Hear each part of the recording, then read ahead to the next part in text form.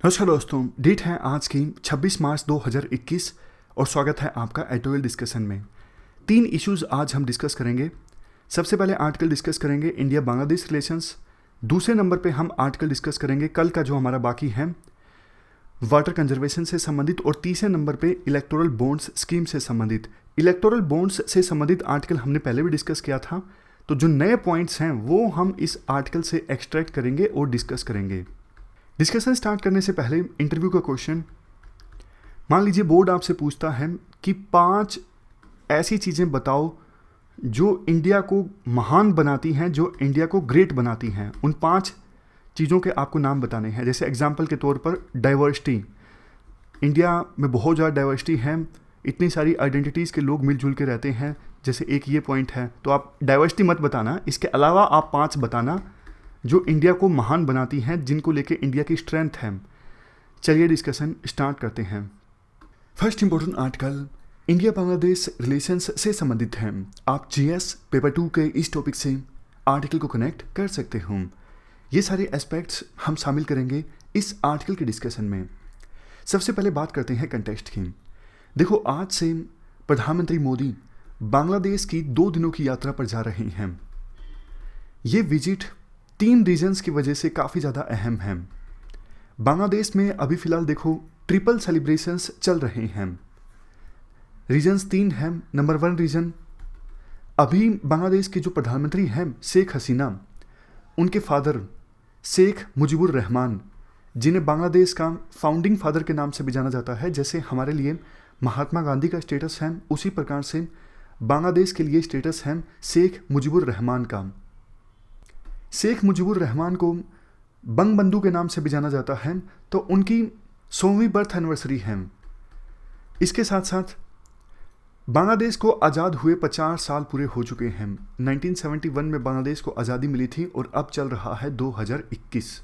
तीसरा reason, India और बांग्लादेश के बीच डिप्लोमेटिक रिलेशंस जब इस्टाब्लिश हुए थे तो उसे भी अब 50 साल पूरे हो चुके हैं। इंडिया देखो one of the first country था जिसने बांग्लादेश को रिकॉग्नाइज किया, और आज़ादी मिलते ही तुरंत इंडिया ने बांग्लादेश के साथ डिप्लोमेटिक रिलेशंस इस्टाब्लिश किए। देखो, बांग्लादेश की इंपॉर्टेंस इंडिया के लिए काफ़ी ज़्यादा है। आप बताइए बांग्लादेश इंडिया के लिए क्यों इंपॉर्टेंट है। सबसे पहला रीज़न है सिक्योरिटी पर्सपेक्टिव से। जब से देखो शेख हसीना प्रधानमंत्री बनी है, तब से बांग्लादेश की धरती पर टेररिस्ट के कैंप्स नहीं चलते हैं। इंसर्जेंट्स के कैंप्स भी बांग्लादेश के कोऑपरेशन के साथ सारे तबाह हो गए हैं। तो एंटी इंडिया जो गतिविधियां पहले बांग्लादेश की धरती से चला करती थी, इंसर्जेंट्स ने अपने कैंप्स बना के रखे थे जब बांग्लादेशी नेशनल पार्टी सत्ता में थी, तो वो सारी गतिविधियां अब बंद हो गई हैं। यानी बांग्लादेश हमारे लिए काफ़ी ज़्यादा इंपॉर्टेंट है सिक्योरिटी परस्पेक्टिव से। दूसरा, कनेक्टिविटी परस्पेक्टिव से काफ़ी इंपॉर्टेंट है। नॉर्थ ईस्ट को एक्सेस करना चिकन नेक कॉरिडोर से काफ़ी लंबा पड़ता है, जबकि देखो अगर बांग्लादेश के थ्रू होके जाया जाए तो ये छोटा पड़ता है। एक छोटा सा एग्जांपल देखिए, कोलकाता से आपको जाना है अगरतला में। अगर बांग्लादेश के अंदर होते हुए आप जाते हो तो सिर्फ 500 किलोमीटर की यात्रा पड़ती है। लेकिन अगर बांग्लादेश एक्सेस नहीं देता है, घूम के जाना पड़ता है चिकन नेक कॉरिडोर से, तो फिर इतना लंबा यात्रा करनी पड़ती है, और ये टोटल पड़ती है 1500 से ज़्यादा किलोमीटर की, 1650 एग्जैक्टली कुछ है। तो कनेक्टिविटी के पर्सपेक्टिव से बांग्लादेश हमारे लिए काफ़ी इंपॉर्टेंट है। नॉर्थ ईस्ट की डेवलपमेंट के पर्सपेक्टिव से काफ़ी इंपॉर्टेंट है। बांग्लादेश के साथ ट्रेड अच्छा होता है तो आसपास के राज्यों में भी डेवलपमेंट आती है। और बहुत सारे रीजन्स हैं, जैसे देखो बांग्लादेश साउथ एशिया में इंडिया का लार्जेस्ट ट्रेडिंग पार्टनर है। अपने सार्क को सफल बनाने के लिए बांग्लादेश इंपॉर्टेंट है। ग्लोबल एस्पायरेशंस को पूरा करने के लिए बांग्लादेश इंपॉर्टेंट है, और साउथ ईस्ट एशिया के साथ संबंधों को मजबूत बनाने के लिए भी बांग्लादेश इंपॉर्टेंट है। तो ये तो हमने इंपॉर्टेंस की बात की, इंपॉर्टेंस आप लिख दोगे। अब टाइमलाइन की बात करते हैं कि इंडिया और बांग्लादेश के जो रिलेशंस हैं वो बांग्लादेश की आज़ादी के बाद से ही, जब से बांग्लादेश बना उसके बाद से इंडिया के बांग्लादेश के साथ रिलेशंस कैसे रहे हैं, टाइमलाइन क्या है। देखो, शुरू में तो 1971 में जो आज़ादी मिली थी बांग्लादेश को, उसमें इंडिया का अहम रोल रहा था। इंडिया के ऑलमोस्ट 4000 जवानों ने अपने प्राणों की आहुति दी बांग्लादेश को आज़ाद करवाने के लिए। और जब पाकिस्तान की आर्मी बांग्लादेश के लोगों पर अत्याचार कर रही थी तो 1 करोड़ के आसपास रिफ्यूजीज इंडिया में आए, इंडिया में उनको शरण मिली। तो शुरू में तो रिलेशंस काफ़ी अच्छे थे। जो पहले प्रेसिडेंट थे शेख मुजीबुर रहमान, वो प्रेसिडेंट रहे 15 अगस्त 1975 तक। 1975 में शेख मुजीबुर रहमान के परिवार का असैसिनेशन हो गया था। शायद आपको पता ना हो, पूरे परिवार को इनको मार दिया था। और अभी जो प्रधानमंत्री हैं शेख हसीना, यानी इनकी डॉटर, वो बच गई थी और उनकी एक सिस्टर बच गई थी। तो काफ़ी मतलब वो दुखद घटना थी। 1975 में इनका असैसिनेशन हो गया था। उसके बाद बांग्लादेश में मिलिट्री रूल आ गया और प्रेसिडेंट बने जियाउर रहमान। इनका भी असैसिनेशन हो गया 1981 में। 1981 में बांग्लादेश की जो सत्ता है वो HM इरशाद के हाथों में आती है। ये बांग्लादेशी आर्मी के जनरल थे, यानी मिलिट्री लेड गवर्नमेंट इस्टाब्लिश होती है बांग्लादेश में, और यही गवर्नमेंट रहती है सत्ता में 1982 से लेकर 1991 के बीच। उसके बाद 1991 में एक बार फिर से बांग्लादेश में पार्लियामेंट्री डेमोक्रेसी आती है। तब से लेकर अभी तक इंडिया और बांग्लादेश के रिलेशंस में हाइज एंड लोज जो है वो चलता रहता है। हाइज एंड लोज इसलिए कहा जाता है क्योंकि देखो, बांग्लादेशी नेशनल पार्टी और दूसरी तरफ अवामी लीग की नेता हैं शेख हसीना, जो अभी सत्ता में हैं, प्रधानमंत्री हैं, और बांग्लादेशी नेशनल पार्टी की लीडर हैं खालिदा जिया के बारे में सामान्यतः ये कहा जाता है कि ये प्रो पाकिस्तान हैं। और शेख हसीना जो अभी प्रधानमंत्री हैं, इनके बारे में कहा जाता है ये थोड़ी प्रो इंडिया हैं। अच्छी बात देखो इंडिया के लिए ये है, 2009 के बाद से ही बांग्लादेश के प्रधानमंत्री हैं शेख हसीना, जिनके बारे में कहा जाता है वो प्रो इंडिया हैं। तो ऑलमोस्ट 12 सालों से यही सत्ता में हैं। और बांग्लादेश नेशनल पार्टी जो प्रो पाकिस्तानी है वो बहुत कमज़ोर हो चुकी है। इनकी लीडर खालिदा जिया पर करप्शन के चार्जेस लगे, वो जेल भी गई।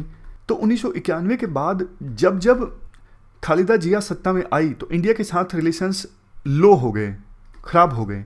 और जब शेख हसीना सत्ता में आई, रिलेशन इंडिया के साथ इम्प्रूव हुए। अब चूंकि पिछले 12 सालों से शेख हसीना ही प्रधानमंत्री हैं, तो इंडिया के बांग्लादेश के साथ रिलेशंस आप कह सकते हो ऑल टाइम हाई पर चल रहे हैं। मतलब अभी तक के सबसे अच्छे रिलेशंस हमारे बांग्लादेश के साथ चल रहे हैं। किन किन एरियाज़ में कोऑपरेशन हो रहा है वो हम डिस्कस करते हैं। डिफेंस कोऑपरेशन, देखो इंडिया और बांग्लादेश डिफेंस के मामले में काफ़ी कोऑपरेट कर रही हैं। जैसा हमने शुरुआत में डिस्कस किया, बांग्लादेशी की धरती पर पहले काफ़ी सारे इंसर्जेंट्स के कैंप्स पनपते थे, लेकिन शेख हसीना के प्रधानमंत्री बनने के बाद वो सारे उखाड़ फेंके हैं बांग्लादेश की सरकार ने। तो इस मामले में बांग्लादेश ने इंडिया के साथ काफ़ी कोऑपरेट किया है।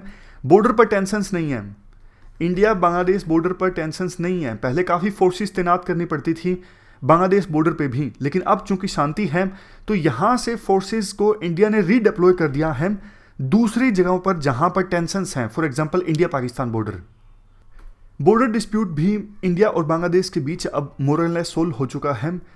पहले देखो एनक्लेव्स हुआ करते थे, जैसे ये इंडिया बांग्लादेश बॉर्डर है ना, तो इंडिया की साइड ऐसे ऐसे कुछ पैचेस होंगे, एनक्लेव्स होंगे जो बांग्लादेश के होंगे, और बांग्लादेश की साइड कुछ ऐसे एनक्लेव्स होंगे जो इंडिया के थे। लेकिन दोनों देशों ने 2015 में लैंड बाउंड्री एग्रीमेंट साइन किया और इन एनक्लेव्स को एक्सचेंज कर लिया। इंडिया की साइड जो एनक्लेव्स हैं वो इंडिया के होंगे, और बांग्लादेश की साइड जो एनक्लेव्स हैं वो इंडिया के ना होके बांग्लादेश के ही होंगे। ऐसा दोनों देशों ने आपस में एग्रीमेंट साइन कर लिया था। नेक्स्ट, इकोनॉमिक रिलेशंस की बात करें।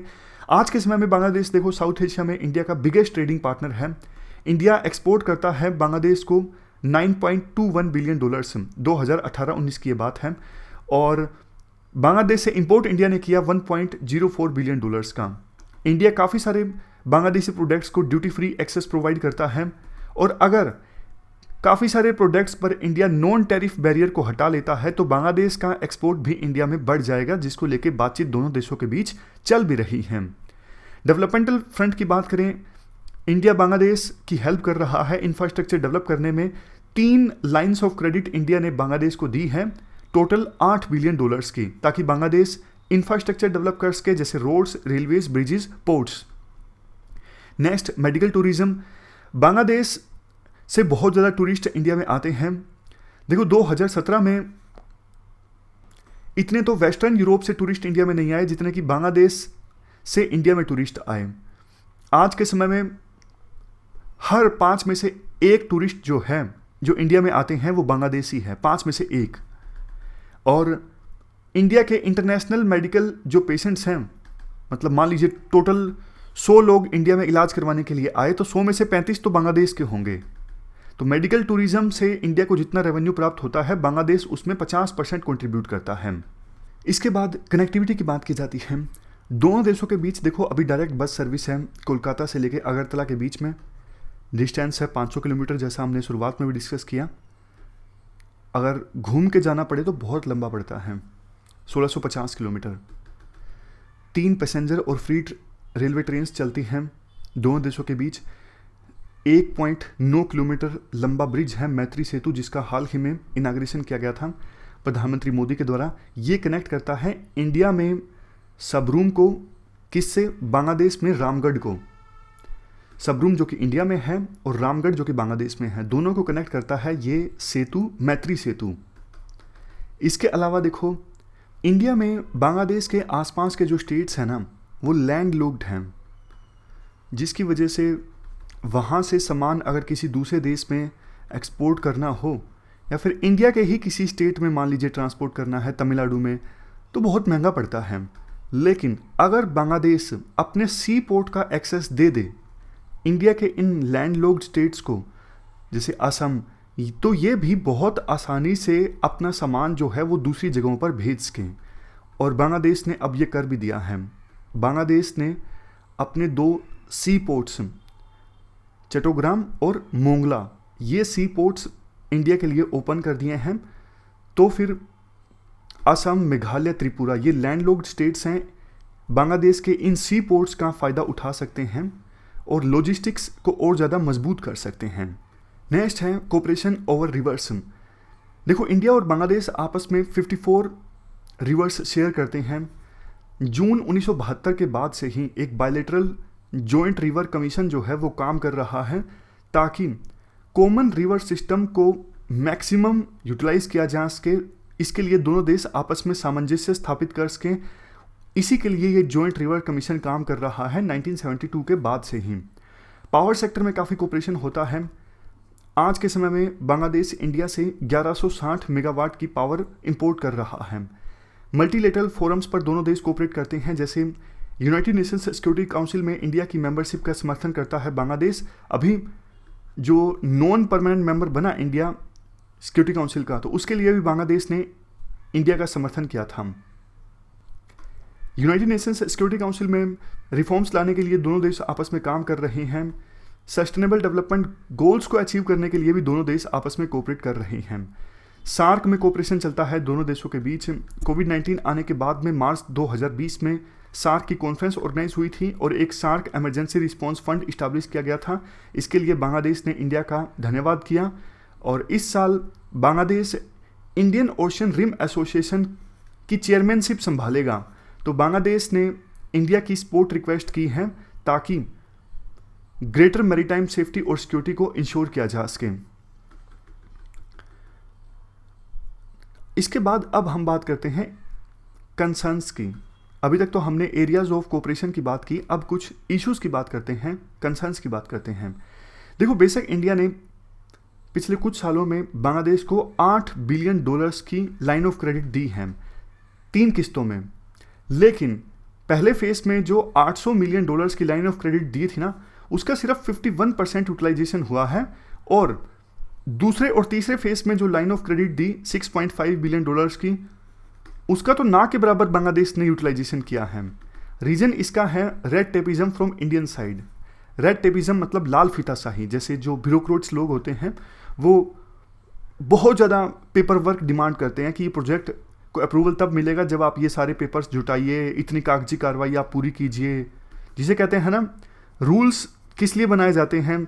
रूल्स बनाए जाते हैं किसी ग्रेटर एंड को सर्व करने के लिए कि सबके लिए प्रोसेस इक्वल हो। लेकिन काफ़ी बार ब्यूरोक्रेसी रूल्स को ही एंड मान लेती है कि नहीं जी पेपर तो लाना ही पड़ेगा, अदरवाइज हम नहीं मानेंगे, जिसकी वजह से प्रोजेक्ट्स डिले हो जाते हैं। उसके बाद नेक्स्ट है water sharing issue. Teesta river के पानी के बंटवारे को लेकर दोनों देशों के बीच विवाद है और बांग्लादेश के लिए ये काफ़ी इमोशनल इशू है, लेकिन अभी तक इस इशू को नहीं सुलझाया जा सका है। नेक्स्ट है बॉर्डर किलिंग्स।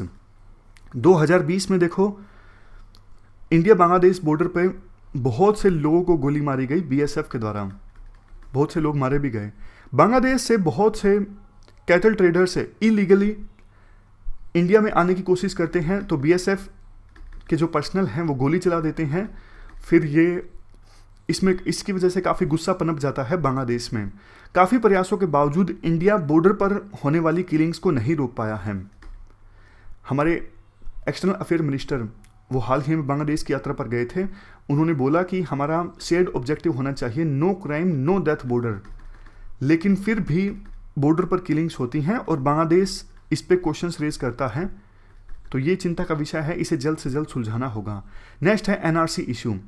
देखो इंडिया में एनआरसी के मुद्दे पर काफ़ी स्टेटमेंट्स बोली जाती हैं, जैसे दीमक जो हैं ये इलीगल इमिग्रेंट्स हैं, इनको निकाल फेंकेंगे। तो इशारा बांग्लादेशी, क्योंकि ज़्यादातर जो इलीगल इमिग्रेंट्स हैं वो बांग्लादेश से ही हैं, तो एक तरफ से इनडायरेक्ट ये परसेप्शन गया कि बांग्लादेश के लोगों को दीमक कहा जा रहा है। बांग्लादेश में बहुत से लोगों ने नाराज़गी जाहिर की इस मुद्दे पर।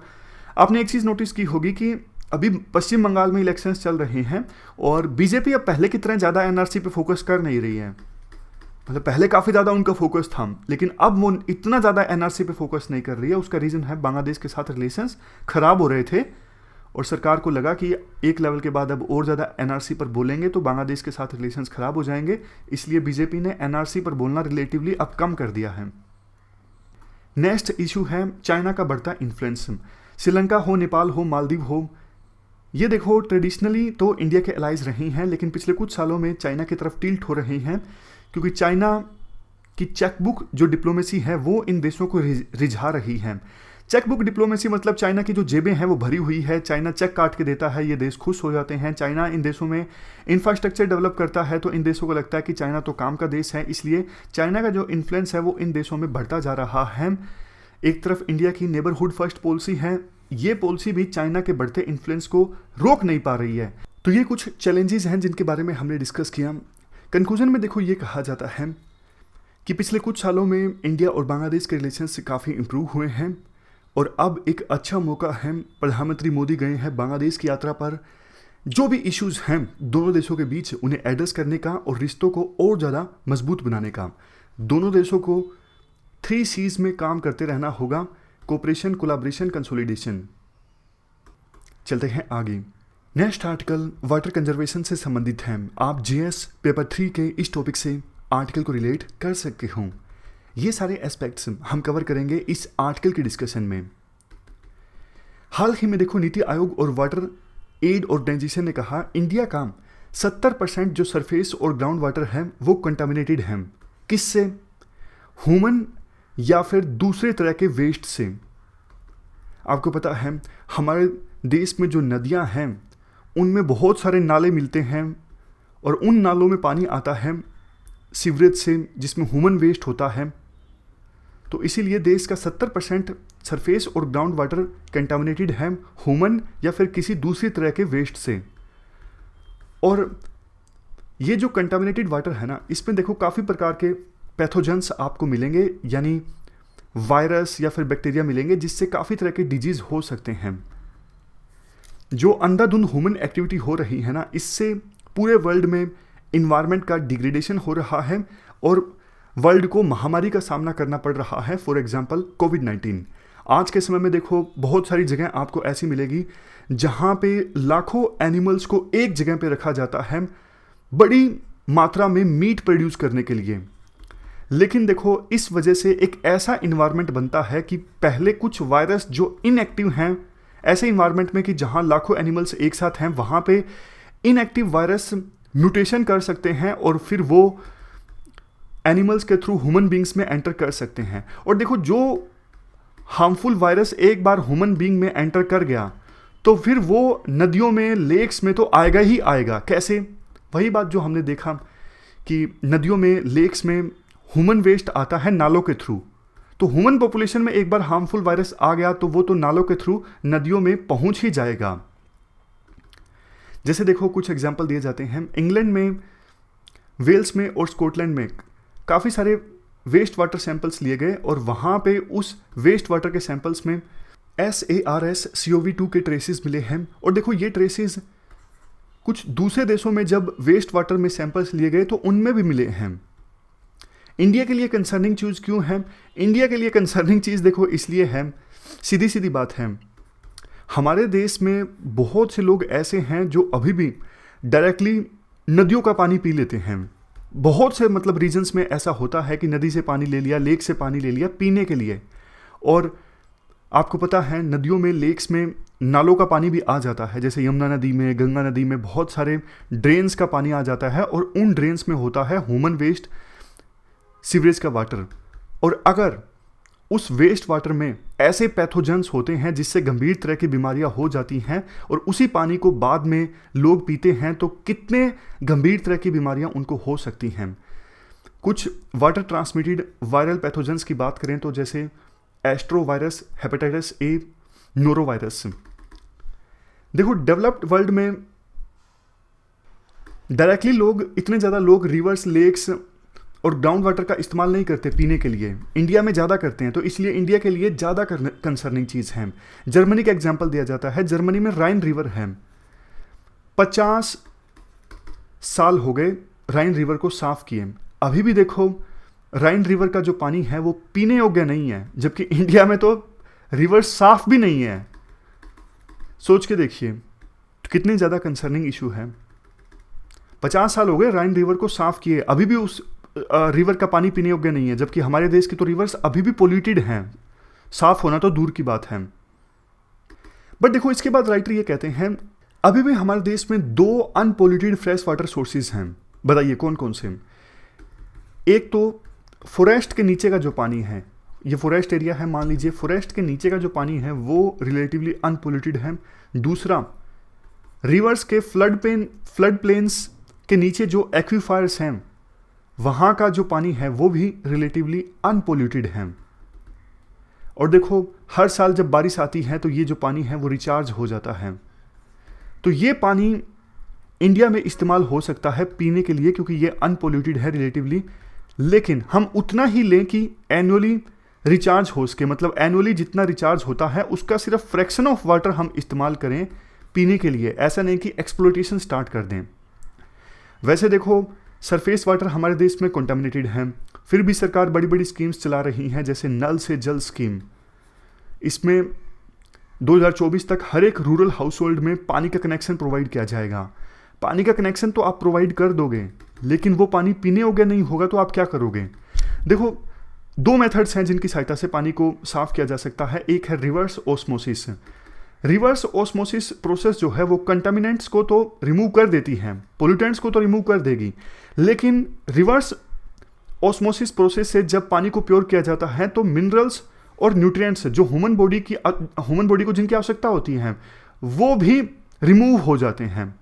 तो वो पानी इतना ज़्यादा हेल्दी नहीं होता क्योंकि जो इंपॉर्टेंट मिनरल्स हैं, न्यूट्रिएंट्स हैं, वो भी चले गए पानी से। दूसरा, अल्ट्रा वायलेट एक्वागार्ड ट्रीटमेंट, ये वायरस को न्यूट्रलाइज करने के लिए इस्तेमाल होती हैं, लेकिन ये केमिकल जो पोल्यूटेंट्स होते हैं उनको न्यूट्रलाइज नहीं कर पाती और ये महंगे भी हैं। तो इसलिए ये जो मेथड्स है ना, रिवर्स ऑस्मोसिस या फिर अल्ट्रा वायलेट एक्वागार्ड, दोनों ही मेथड्स इतने कारगर नहीं है। राइटर का कहने का मतलब ये है, देखो जो नेचुरल वाटर और सोइल है उसका तो कोई सॉल्यूशन है ही नहीं, कोई अल्टरनेटिव है ही नहीं। जो नेचुरल प्योर वाटर है या फिर नेचुरल सोइल है ना, उसका आप कोई भी अल्टरनेटिव नहीं खोज सकते। इसलिए पानी बहुत ज़्यादा कीमती है और जिन 2 सोर्सेज की हमने बात की उन 2 सोर्सेज से पीने योग्य पानी निकाला जा सकता है, ताकि देश के वो लोग जिन्हें अभी पीने योग्य पानी नहीं मिल पाता या फिर खराब पानी पीने से जो गंभीर तरह की बीमारियों का शिकार हो रहे हैं उनको वो पानी प्रोवाइड किया जाए। अभी देखो जो हिमालयन मिनरल वाटर है वो 20 रुपये 40 रुपये में उपलब्ध होता है, जबकि इन 2 सोर्सेज से पानी अगर निकाला जाए पीने योग्य, जितना एनुअली रिचार्ज होता है उसका सिर्फ फ्रैक्शन, तो वो पानी 2 रुपये 1 लीटर में बेचा जा सकता है और इससे गरीब लोगों को बहुत फायदा होगा। तो ये पूरा आर्टिकल हमने डिस्कस किया पानी की उपलब्धता से संबंधित। चलते हैं आगे। नेक्स्ट आर्टिकल इलेक्टोरल बॉन्ड्स से संबंधित है। आप जीएस पेपर 2 के इस टॉपिक से आर्टिकल को रिलेट कर सकते हो। ये सारे एस्पेक्ट्स हम कवर करेंगे इस आर्टिकल में। देखो बेसिक्स वैसे आपको पता है इलेक्टोरल बॉन्ड्स के। पिछले ही हफ्ते हमने एक आर्टिकल डिस्कस किया था। जो नए पॉइंट्स हैं उनको एक्सट्रैक्ट करते हैं। पहला पॉइंट देखो ये है, सुप्रीम कोर्ट ने अपने एक जजमेंट में कहा था कि इलेक्शंस के कंटेक्स्ट में जनता को ये जानने का हक है कि जिस पार्टी को या फिर जिस कैंडिडेट को वो चुनने जा रहे हैं उनको कहाँ से फंडिंग मिली। ये उनके राइट टू नो है और ये संविधान के right to freedom of expression के अंतर्गत आता है। बट देखो इलेक्टोरल बॉन्ड्स जो हैं उनका पता नहीं लग पाता कि किसने किस पॉलिटिकल पार्टी को कितना डोनेट किया है इलेक्टोरल बॉन्ड्स की सहायता से। पूरा अज्ञात तरीके से कोई भी उद्योगपति किसी भी पॉलिटिकल पार्टी को डोनेट कर सकता है इलेक्टोरल बॉन्ड्स की सहायता से, किसी को पता नहीं लगेगा। अब वैसे देखो इससे रूलिंग पार्टी को ही ज़्यादा फायदा है। रूलिंग पार्टी को कैसे फायदा होता है? क्योंकि एसबीआई बेचता है इलेक्टोरल बॉन्ड, और जैसे हमारे देश में कोई भी पार्टी रूलिंग हो वो इन्वेस्टिगेशन एजेंसीज का दुरुपयोग करती है। तो कहने का मतलब ये है कोई भी पार्टी सत्ता में हो वो एसबीआई पर दबाव डाल सकती है ये पूछने के लिए भाई आप बताओ किसने ओपोजिशन पार्टी को डोनेट किया है इलेक्टोरल बॉन्ड की सहायता से। और एक बार पता लग गया कि हाँ भाई इस पर्सन ने ओपोजिशन पार्टी को डोनेट किया है, तो फिर रूलिंग पार्टी इन्वेस्टिगेशन एजेंसीज की सहायता से उस उद्योगपति से बदला ले सकती है। तो इसी का नतीजा है कि ऑलमोस्ट ज़्यादातर जो डोनेशन आया है इलेक्टोरल बॉन्ड्स के थ्रू वो रूलिंग पार्टी को ही आया है। विपक्षी पार्टी को बहुत कम नाम मात्र का डोनेशन आया है इलेक्टोरल बॉन्ड्स के थ्रू। और देखो पहले एक लिमिट हुआ करती थी, आपको याद है कि कोई भी कंपनी अपने पिछले 3 साल के एवरेज प्रॉफिट का 7.5% जो है वो किसी पॉलिटिकल पार्टी को डोनेट कर सकती है। ये लिमिट भी सरकार ने हटा दी। अब तो मतलब बड़ी बड़ी शेल कंपनीज खुल गई हैं, सिर्फ इसलिए खुली हैं क्योंकि पॉलिटिकल पार्टीज को इलेक्टोरल बॉन्ड की सहायता से डोनेट किया जा सके। ना तो पता लग रहा है कि कहाँ से कितना डोनेशन आ रहा है, मतलब ट्रांसपेरेंसी जो पहले थोड़ी बहुत थी वो भी खत्म हो गई है। और जब देखो कोई उद्योगपति बहुत ज़्यादा डोनेट कर देता है किसी पॉलिटिकल पार्टी को, तो ये ना 1 वोट 1 वैल्यू के सिद्धांत के अगेंस्ट हो जाता है। अब एक तो देखो अब मतलब आप इस एग्जाम्पल को सही टर्म्स में लीजिएगा। एक तो कोई बेचारा रिक्शा वाला है जिसने अपने मत का प्रयोग किया, उसने किसी पॉलिटिकल पार्टी को कोई चंदा नहीं दिया। एक कोई उद्योगपति है जिसने 1000 करोड़ रुपए डोनेट किए किसी पॉलिटिकल पार्टी को और वही पॉलिटिकल पार्टी सत्ता में आ गई। तो आप बताओ वोट की वैल्यू ज़्यादा किसकी हुई? जाहिर तौर पर जिसने 1000 करोड़ का डोनेशन दिया उस पॉलिटिकल पार्टी को और वो सत्ता में आ गई, वो पॉलिटिकल पार्टी उस उद्योगपति का साथ देगी सत्ता में। तो ये जो चीज़ है 1 वोट 1 वैल्यू के अगेंस्ट चला जाता है। इसीलिए तो वेस्टर्न कंट्रीज में कुछ देश ऐसे हैं जहां पे पब्लिक फंडिंग होती है इलेक्शंस की, ताकि सभी पॉलिटिकल पार्टीज के लिए लेवल प्लेइंग फील्ड हो, कोई भी उनको ज़्यादा चंदा ना दे सके और वो पैसे का गलत इस्तेमाल ना कर सके इलेक्शंस में। इसलिए सभी पॉलिटिकल पार्टीज़ को पब्लिक फंडिंग मिलती है। हमारे देश में भी समय समय पर ये डिबेट चलती रहती है, क्या पब्लिक फंडिंग स्टेट फंडिंग होनी चाहिए इलेक्शंस की या फिर नहीं होनी चाहिए। सरकार वैसे देखो ये कहती है कि हम ब्लैक मनी के यूज़ को ख़त्म करने के लिए इलेक्टोरल बॉन्ड लेके आए हैं। तो राइटर क्वेश्चन पूछते हैं, चलो आपकी बात मान भी ली, फिर भी आप भैया बताते क्यों नहीं हो कि कितना डोनेशन किसने दिया इलेक्टोरल बॉन्ड्स के थ्रू? आप सारा डेटा जो है वो पब्लिक कर दीजिए ना। और सिटीजन्स को डार्क में रख के, मतलब जनता को ना बता के आप कैसे ये इंश्योर कर रहे हो कि ब्लैक मनी का यूज़ जो है वो कम हो रहा है? ब्लैक मनी का यूज़ तो तब कम होगा ना जब सारी जनता को पता होगा कि किस पर्सन ने कितना डोनेट किया है आपको इलेक्टोरल बॉन्ड्स के थ्रू, तब आएगी ट्रांसपेरेंसी, तो तब ब्लैक मनी का यूज़ कम होगा। लेकिन वो चीज़ आप नहीं कर रहे हो। लास्ट में राइटर बोलते हैं सुप्रीम कोर्ट से बहुत उम्मीदें थी, लेकिन सुप्रीम कोर्ट के पास पिछले 3 साल से ये केस पेंडिंग पड़ा है। और देखो इसका फ़ायदा रूलिंग पार्टी को हुआ है क्योंकि पिछले 3 सालों से ज़्यादा डोनेशन रूलिंग पार्टी को ही मिला है। और अब एक बार फिर से 5 राज्यों में इलेक्शंस हैं। उससे पहले ये मामला सुप्रीम कोर्ट के पास पहुंचा और सुप्रीम कोर्ट ने अपना जो ऑर्डर है वो रिजर्व कर लिया है इस मामले पर। जल्द ही सुप्रीम कोर्ट इस इशू पर अपना वर्डिक्ट सुनाएगी। राइटर कहते हैं देखो सुप्रीम कोर्ट का काम एक रेफरी की तरह होता है डेमोक्रेसी में। गवर्नमेंट लेजिटिमेसी कैसे हासिल करती है? कोई भी गवर्नमेंट है देखो, वो लेजिटिमेसी हासिल करती है इलेक्शंस के थ्रू। लेकिन जब देखो इलेक्शंस में एसिमेट्री होगी तो फिर उसका जो रिजल्ट निकलेगा जिससे गवर्नमेंट लेजिटिमेसी प्राप्त करती है, उस पर लोग सवाल उठाएंगे कि देखो इस पार्टी के पास तो संसाधन है इसलिए वो पार्टी जीत गई, अपने मनी पावर का इस्तेमाल किया, मसल पावर का इस्तेमाल किया। तो फिर अपोजिशन पार्टी सवाल उठाने लगेंगे कि इलेक्शन स्मूथ नहीं थे, एसिमेट्री थी इलेक्शंस में, तो फिर डेमोक्रेसी कमजोर हो जाएगी। तो इसे ही मजबूत बनाना ये सुप्रीम कोर्ट का काम है। लेकिन सुप्रीम कोर्ट ने पिछले 3 सालों से इस केस को अपने पास दबा के रखा और अब जाके वर्डिक्ट सुनाएगी। लेकिन अभी भी उम्मीद यह है कि वर्डिक्ट अच्छा ही सुनाए, अदरवाइज तो ये देश के लिए अच्छा नहीं होगा, देश की डेमोक्रेसी के लिए अच्छा नहीं होगा। तो ये पूरा आर्टिकल हमने डिस्कस किया इलेक्टोरल बॉन्ड्स से संबंधित। हमारी आज की इस डिस्कशन में इतना ही है। Thank you very much for discussion.